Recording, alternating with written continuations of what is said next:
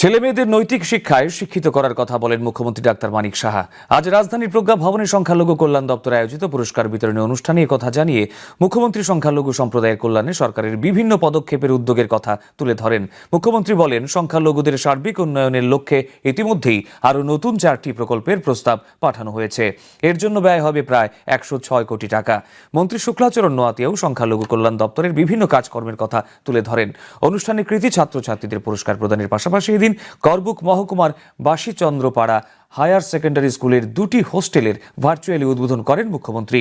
সেই সাথে বিভিন্ন স্কুলের ক্রীড়া সামগ্রী বিতরণ, শিক্ষা এবং ব্যবসার জন্য ঋণ প্রদান করা হয়। অনুষ্ঠানে উপস্থিত ছিলেন বিধায়ক তাফাজ্জল হোসেন, হজ কমিটি, ওয়াকফ বোর্ডের প্রতিনিধি সহ দপ্তরের আধিকারিকরা। তাহলে আমার ছেলে মেয়েদেরকে নৈতিকতার দিক দিয়ে তাদেরকে ট্রেনিং দিতে হবে। অনৈতিকভাবে চলার দিন চলে গেছে। এখন এখানে বৃত্তি দেওয়া হচ্ছে, বৃত্তি প্রদান এবং ছাত্রছাত্রীর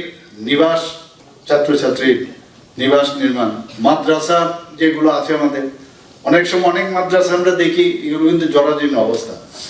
তো সেইগুলোর যাতে ইনফ্রাস্ট্রাকচার প্রপারলি তৈরি হয় এবং ক্লাস 6 থেকে ক্লাস 12 পর্যন্ত যারা মাদ্রাসা বোর্ডিং আছে তাদেরকে স্টাইপেন্ড দেওয়া এবং সংখ্যালঘু অধ্যুষিত এলাকা সেখানেও কিন্তু ইনফ্রাস্ট্রাকচার খুব দরকার।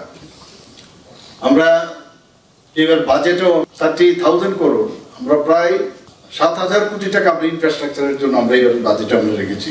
এবং যারা বেকার তারা আছেন তাদেরকে যে স্কিল ডেভেলপমেন্ট করা, তাদেরকে স্কিল এবং তাদেরকে প্রশিক্ষণ দেওয়া এবং বিভিন্নভাবে তাদেরকে ফিনান্সিয়ালি যাতে ডেভেলপ করা যায়, যাতে বিভিন্ন প্রকল্প তারা রূপায়ণ করতে পারে।